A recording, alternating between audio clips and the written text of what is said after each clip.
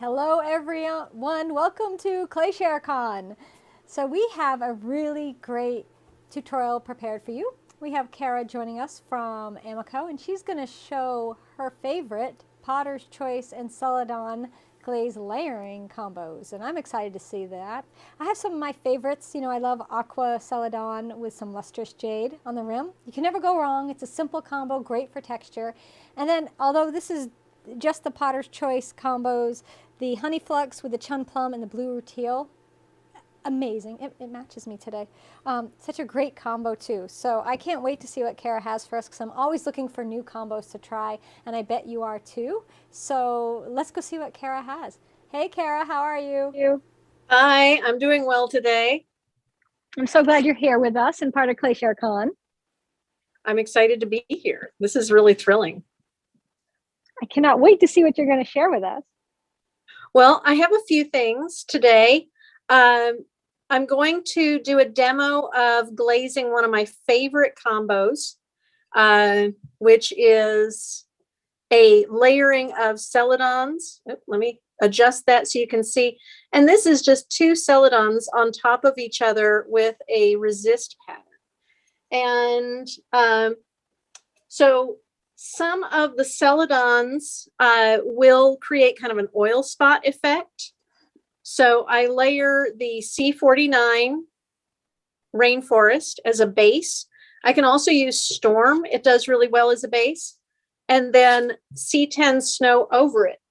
So what I did for this dish is I take, this is the kind of vinyl that you use for like a Cricut machine.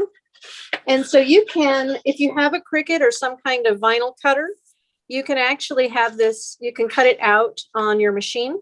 So you can put in whatever design you want. I just used scissors and cut out what I was thinking was kind of abstract fern, but I think they kind of look almost like some sort of prehistoric fossils in there with the white. So I cut them out, and to get the white with the green speckle background, I'm going to put these down first.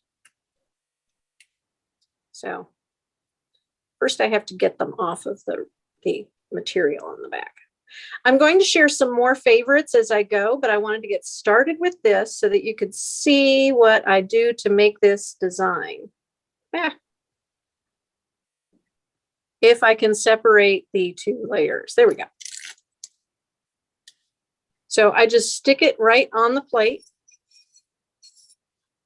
You can use any kind of water resistant stickers. If it's a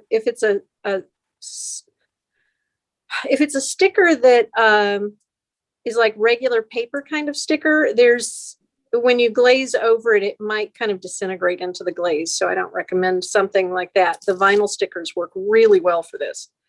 So just stick them on there. Take my C49 Rainforest. Now you can use other Celadons as for this base, but to get the best speckling, like I said, Rainforest and Storm do the best. But I have seen some people who use obsidian, and it looks nice. I just don't think it makes quite the same kind of, oh, that one didn't stick all the way down. There we go. It doesn't make quite as strong of a pattern of dots.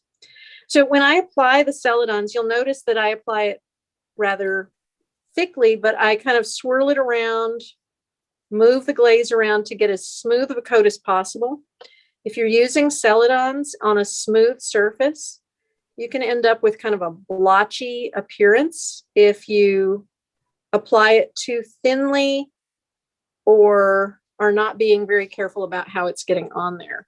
And so I kind of go around and back and forth. I have a question already. Could you put the fern sticker on top of the first layer of glaze so it's just not white? Yeah, so if you wanted a little color. If I wanted the fern to be the green of Rainforest instead of the white of Snow, I actually have prepared a little jar. It's hard to see very well, but let's see. I'm going to hold this up to the front camera because I think, no, maybe not. Let's see if I can get a better view of it. There you go.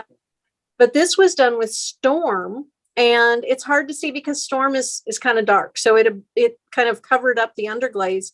But you can see that I put, it's a underglaze transfer on here, and then I put the vinyl over the top of the Storm and then did the snow over it. And so you can see that I ended up with the dark blue, and then the rest of it has the speckle pattern. So nice little jar, but yes, exactly. So instead of doing the stickers first, if I were going to make the ferns green, I would do the whole thing in rainforest and then put the sticker on and then paint the snow on. So I'm going to let this, set this aside for a moment and show you some other combos real quick. So some of my favorite combinations, one of my favorites for a long time has been mulberry with seaweed over it. And I like to put it on the outside of things, but you see how it drips down and it makes this beautiful like edge where it pushes the color. And I love the purple and green together. Can you see that? That's gorgeous. Yeah, that's beautiful. Yeah, and it even highlights some of the texture. There's a little ridge on this cup, and as the seaweed runs down, it catches on that ridge, and it's a different shade of green. I just love how it's kind of has a luster to it. But I keep this pretty high. When I apply the seaweed, seaweed is a real runner, so it's great for layering, but you do have to be prepared for it to run a lot.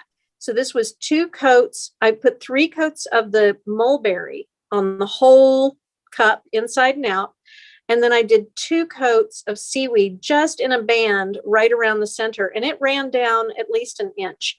So be prepared for it to move. If you're going to use seaweed, be prepared for it to move. But I just love this color combination. So that's one of my favorites. Another favorite that I don't think gets nearly enough attention. This actually has 3 glazes on it, but this is a combination of ironstone on the whole cup, little vase. And then I put sage over the top. You can also use toasted sage and it'll be kind of a warmer color, but this is sage.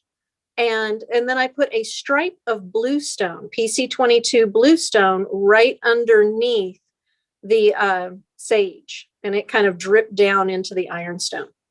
But I love these little almost metallic kind of oil spots that you get when you put toasted sage or sage over ironstone.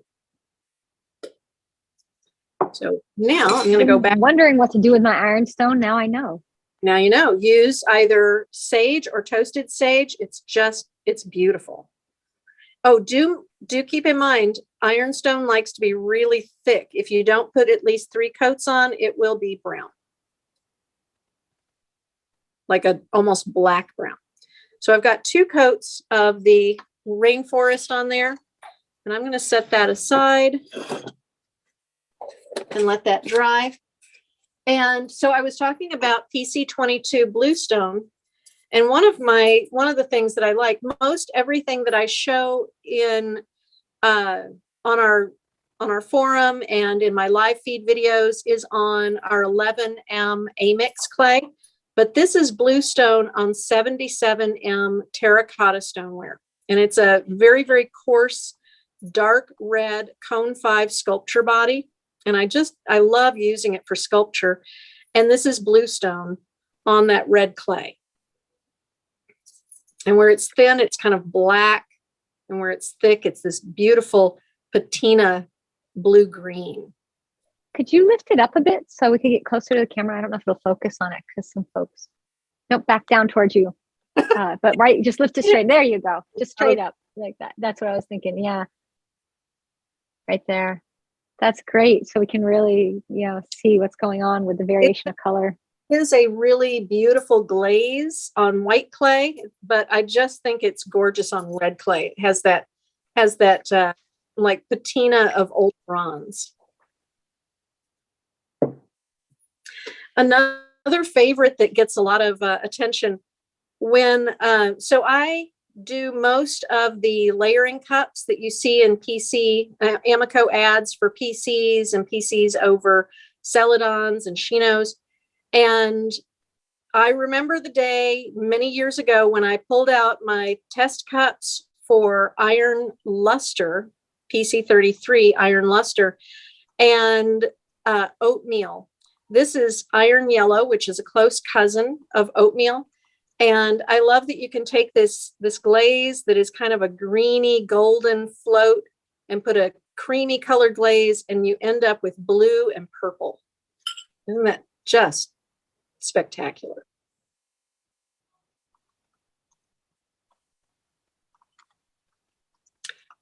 So this is 3 coats of iron luster and then 2 coats of, pardon me, iron yellow in a band over the texture. So I didn't do anything to apply it very differently. It's just 3 coats and then 2 coats of iron yellow right over that textured band.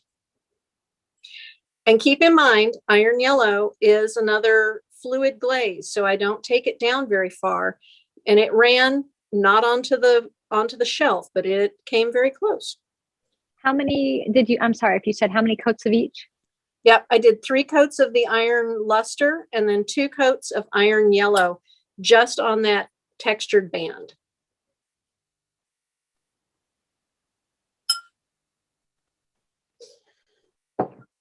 So I still have this plate, but I'm going to bring in another plate that I worked on earlier so that, because that one's not ready yet. So the rainforest has dried, and now I'm going to take an X-Acto knife and find the edge of it. Come on. I just used my X-Acto a little too much and it cut the vinyl. Here we go. Usually I take the vinyl off before the glaze is totally dry, but mostly dry. Makes it a little easier. Come on, there we go.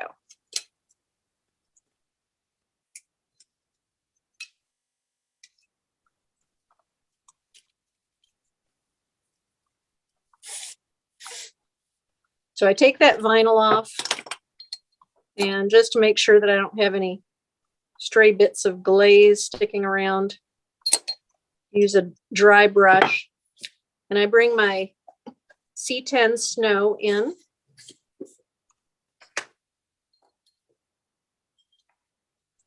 And I'm just going to go right over the top. Now I do want to make sure that I work it into all of the texture so that I don't have any little spots that it doesn't get into.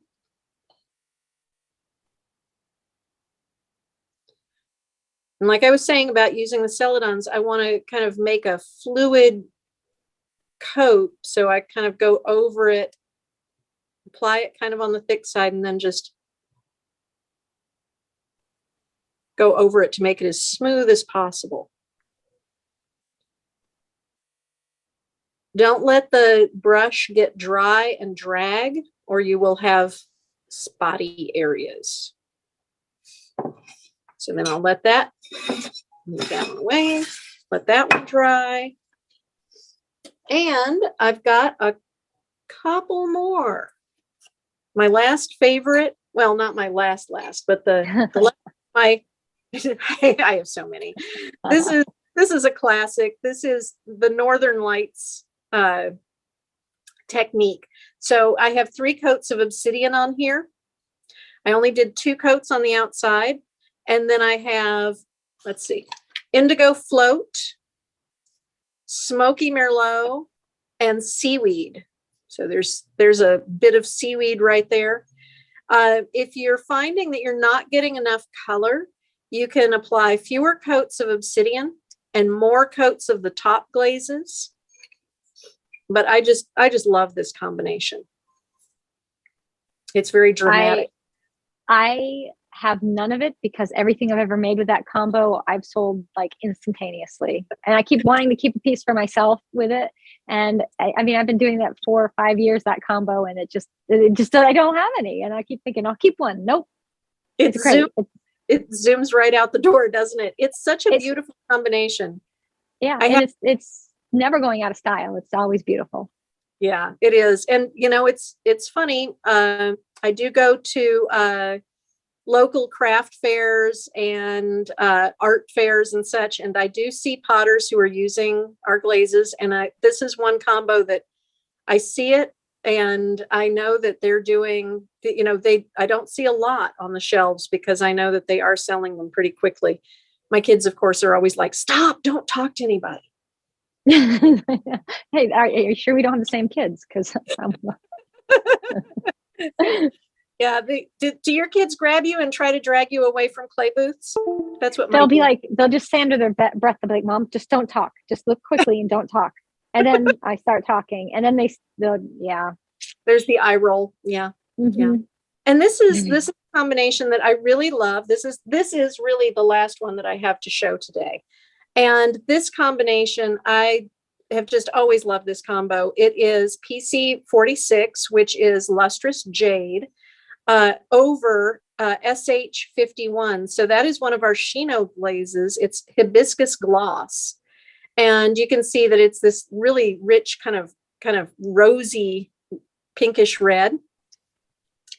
And then I put 3 coats on the whole vase inside and out, and then a thick band of lustrous jade on the textured area.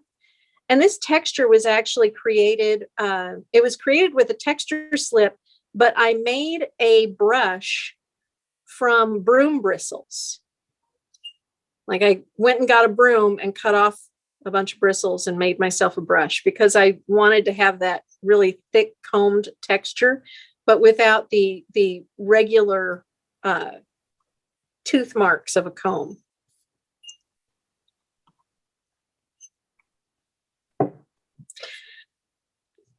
You know, the only problem with me doing live feeds all the time is I'm so used to doing these at a fast rate that I've run out of things to talk about. Well, we can get you some questions. Don't worry about that. Don't worry. We can fill up your time. So we'll just ask questions. So talking about that Northern Lights combo, would you care to describe how to apply those glazes when you finish doing this for the folks who aren't familiar with it?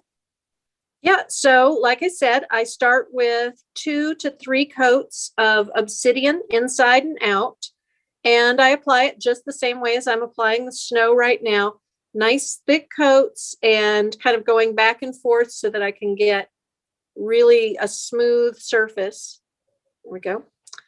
And when that's completely dry, let me get my Northern Lights bowl out, dry my hands off so I'm not getting glaze on them.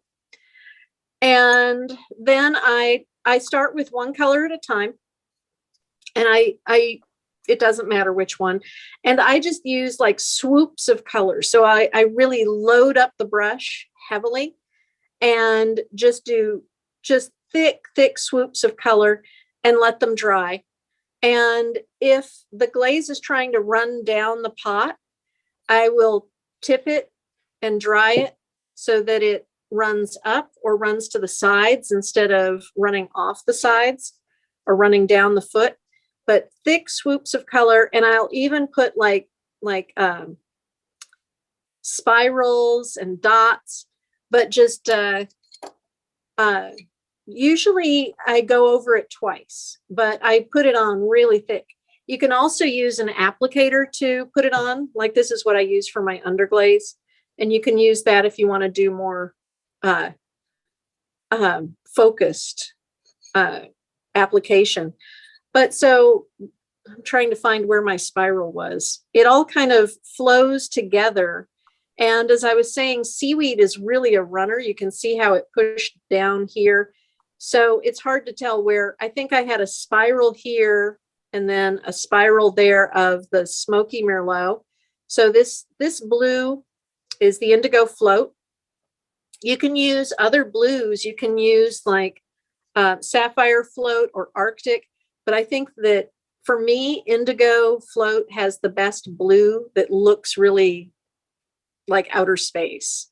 And then the smoky Merlot makes just this really rich kind of burgundy on top of the obsidian.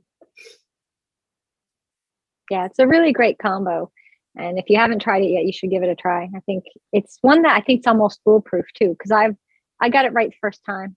I've seen a few people have difficulty with it the first time if they're not putting the top coat glazes on thick enough. If it's too light of an application, they can just look black. But it is just about a foolproof combination once you get that hang of like put those top coats on thick. And it's just such a beautiful glaze. And the obsidian is really stiff. So you can take obsidian, as you can see here, you can take it right down to the very edge of the foot. It will not run off. One of the beauties of the Celadon glazes is that they are super, super stiff, which is not usual for glossy glazes. Most of the time we're used to glossy glazes that run. You can see here on this little jar that I took the Celadons right down to the very, very edge. And this was fired to cone 6. No movement. So everybody wants to know the glazes again on the Northern Lights combo. We can say it again, but I'm not going to repeat it because you can go back and watch the replay, and I don't want to keep from answering other questions. But it's obsidian with smoky Merlot, with indigo float, and seaweed. Now, how about the best brushes for glazing with? I love our Amaco Fitch fan brushes. And if you cannot find the Fitch fans, so this is our size 4, which is the smaller one. I don't think I usually use a size 6, which is our bigger one for doing the PC glazing. But if you can't find them, the important thing is to find a soft, natural fiber bristle brush. So do not use synthetic fibers. Don't use watercolor or acrylic brushes. They're not going to be fluffy enough. So this is like super, super soft, super fluffy. It holds a lot of glaze. And the thing is that the reason I suggest a natural fiber is because when we did testing, we found that synthetic fibers release the glaze like all at once. So they may hold a lot, but they just like let it go immediately. So when you do a line with your brush, by the time you get to here, there's no glaze left in the brush. A natural fiber holds on to it longer, so you can do multiple strokes and long strokes, and it holds that material in the brush for a long time. So you get a nice even stroke instead of getting patchy, like doop, doop, doop, doop, that stop and go sort of look. So that can make a big difference if you're having blotchy results, and no matter how you try to apply, check out some good brushes. They do cost a bit, but they last a long time. And I have brushes, this one's relatively new, but I have brushes that I've been using for over 10 years, and they're stained, but they still do a beautiful job of glazing. And we have a questions of smoke, Celadon. This person's getting a lot of brown and wonders what's going on. And do you have any samples of smoke to see what it should look like? I don't have a sample of smoke with me right at the moment. I don't have one like right here. I have one over on my shelf there. I could go grab one, and when we come back to me, I can share it. But I'll pop over and grab it. But the smoke, mine comes out gray. It is gray. It should be gray, but it is a warm gray. It's not a cool blue gray. It does have a warm undertone to it. So if you're thinking that it should be a different color,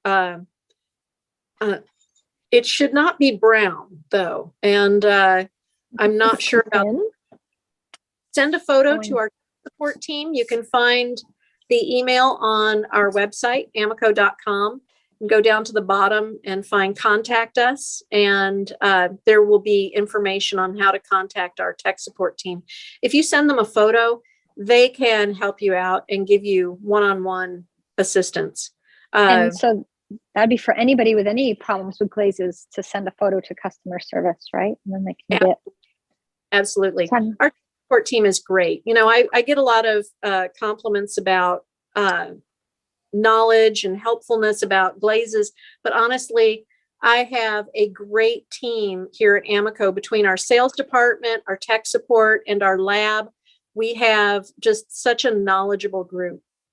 So this is the smoke, and underneath is actually an underglaze. So it's a sea blue underglaze from Speedball first, and then smoke on top. And then I did smoke with black, just plain black underglaze. So you can see it does look different depending, but it's definitely a gray.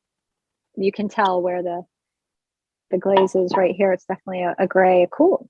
You were saying a warm. Yeah, it's a little warm. It's beautiful though. It's one of my favorite It also to use. It should have a little bit of visual texture to it. Almost not quite a speckle, but like a little. Yeah. I have not used it on anything that is. I haven't used it by itself. I've only used it with texture and underglazes, so I don't have examples of it alone yet. I need to try it that way. All right, so I just wanted to show that. It's nice. It's a really nice one. There are a lot of things that PCs that do well with a variety of Celadons, and smoke is one of my favorites to combine them with. I'm going to try to get a little bit more off of here. There we go. Oh, yeah, it went underneath.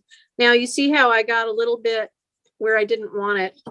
I'm just going to use my X-Acto knife to clean that up.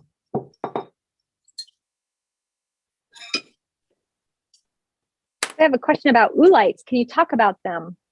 Yeah, so we used to have an issue with oolites in the Celadons, and what they are is a calcification.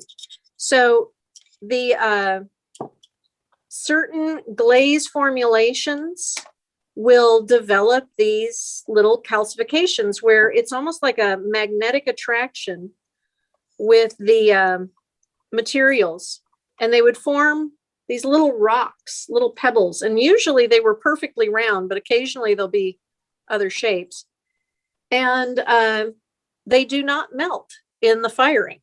So if you find little pebbles in your Celadon glazes, those are oolites.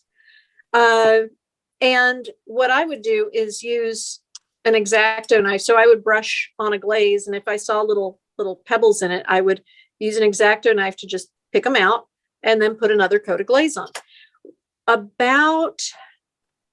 think it was about 2 years ago, we started, we didn't change the formulation of the glaze, but we have an additive that prevents the growth of oolites. And so if you have newer glaze, you'll notice that you have few to no oolites in them.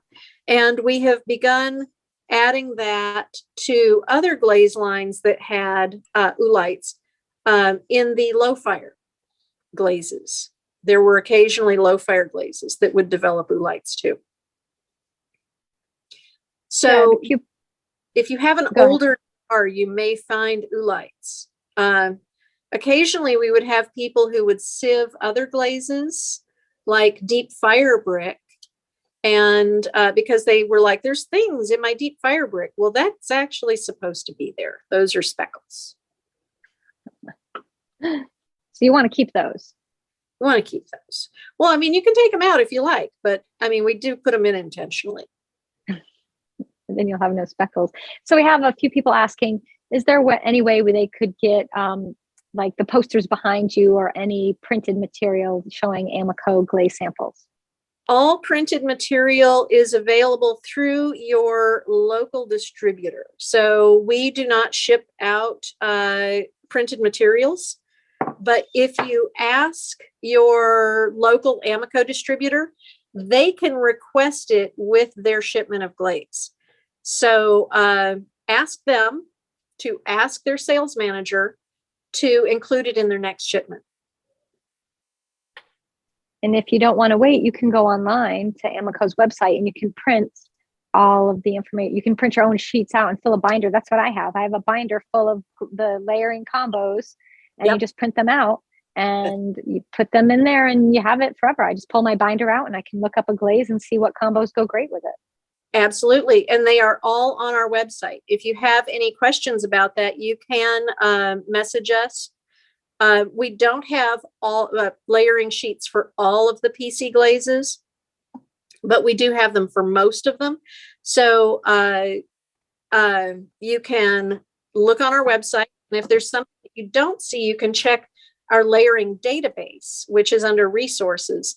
And a lot of things that don't have layering pages will show up in the layering database. And yeah, everything can be downloaded as a PDF. So there are many options, many options for finding resources. And Amaco has a ton of them. So there's no shortage of resources if you go to their website. We have so many resources on our website. And we also have a YouTube channel with more videos, and we're on Instagram and on Facebook. So make sure you go check those out so that you can follow. So let's see, we've got some other questions. Yes, the problem with printing is the color chart could be different depending on your printer. It is, but color charts could be hard to come by, and not all distributors have them, and not everybody has a distributor nearby. So, it's just making, it's just one possible solution. Yeah. So I do recall hearing that there is a distributor who has been selling our layering brochure on their website. Oh, okay. I don't recall which distributor that was, so I'm sorry. I know Clayscapes has them. If you come into the shop, you can just get them when they have them, but they don't have them a lot. I don't think they have any right now. I mean, everybody wants them. I remember we did giveaways of them one year. I had, all the layering combos in packets that you used to give out at Ensika. I think I had 10 of them and I gave them away, and people were, it's very exciting to get those because it's a great reference. We do give them away at Ensika, and we give them away. I don't know that we do the layering brochure at NAEA, but we do normally have them at Ensika. So if you come to Ensika, or if you come to any of the local, we do go to state art educators shows in the fall. We do generally have printed material at those that you can pick up for free. Yeah, and it's the ceramic shop will sell them to you if you want one. You can buy one from the ceramic shop, or if you go to a conference or educational event with Amaco, you can get them from them. Yep. So, and also a great comment was put on here. The Amaco Facebook page is a great source. It absolutely is, and also the group that you have, the Cone 5-6 Glaze group. That's an amazing group on Facebook. It is a great source as well. Active group, and I am always just in awe of all the things that people are making and sharing. I love it. It's really great. It is a wonderful resource, and if you go in there and you search a glaze name, you can usually find samples of what people have done with Amaco glazes, and it's just phenomenal. All kinds of things. And Clay King's selling them too. Oh my gosh! So there's more than one. Even realize people selling them. I think it's weird to buy them because they're given away, but okay. I don't know. It costs money to make them, so. Well, and it costs to ship them. Yes, the shipping can be more expensive than anything sometimes. So we've had a few people asking about the supply chain issue, and I know that's been a thing people have been asking about during all of ClayShareCon for everybody. I think. Do you want to talk about supply chain issues at all and address how it's going? I know that people are aware that we have been suffering with supply chain issues, and we are working as hard as we can to catch up. It's been a lot of things. It's not, as you've heard from other manufacturers, it's not a single issue. It's many different things, from material availability to material quality to getting labor. having trained labor, and then transportation. There have been lots of bottlenecks with transportation, especially this winter with all the storms that have been happening and shutting down commerce. That has been an issue. And when even just 2 days worth of storms can cause a ripple effect for weeks. So it's not just one thing, but I know that people are aware that distributors are still getting product, and it's just getting it all out there. So yeah, there are supply chain issues. It's a thing, but we have had so much demand and so many people who are really, really wonderfully supportive. So don't worry, we will get through this. And there will be a day you will not have to wait for your favorite glazes. Just have to be patient. It's been a couple things, supply issue, shortage, but there's also been, and something I don't think people have thought about, in the last 2 years, a huge explosion of new potters. Huge. Unprecedented numbers of people are discovering ceramics right now. It's inundated the industry. We have wait times for wheels and kilns because the kiln manufacturers are still making the same amount of kilns. It's just twice as many people want those kilns now. And so this was not expected. It's just part of what's happened. And everybody, they're trying to meet those demands and meet what everybody wants. So we just have to be patient until they catch up. So yeah, that is the increased demand is a big part of the issue as well. And we're thrilled that people are discovering clay. I mean, I've been in clay for 35 years. I know that's kind of frightening, but 35 years that I've been in clay, and I don't think I've ever seen so many new people diving in all at once. And again, it's just really thrilling to see a lot of new people. It's just a matter of like, how do we help everybody kind of, catch up? Yeah, it's wonderful. I have to say, I've been telling everybody that my goal is to get every person to make at least one pot in their life. And I think it's coming true because everybody's making pottery, which is the best thing ever. And I'm very happy about it. And I love it because, being able to do ClayShareCon, having you here and introduce people to Amaco products and, show them how to use it and educate them on process and things is great. Yeah, I love we have so many new potters and that we have so many people who have been in clay for so many years to guide everybody. There's so much energy going on in clay right now, and it's really lovely. As I said, it's very energizing, and we just have to get things to everybody. We have to get the wheels and the slab rollers and the kilns and the extruders and the glaze and the clay, but we're going to get there. It's all going to be there. Yeah, it will be. So it's take a little longer, but everybody's going to get there. So I don't, if there's any other questions, see if there's anything urgent right now. I see that Diana's been on Facebook catching up with everybody. Thank you, Diana, so much for moderating Facebook and taking care of that.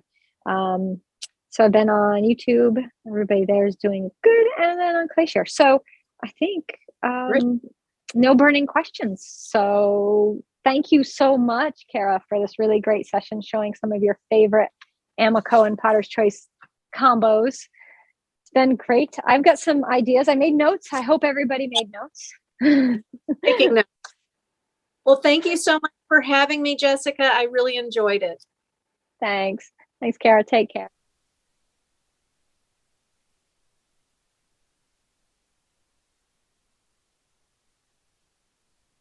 Many Facebook groups, so you can check them out.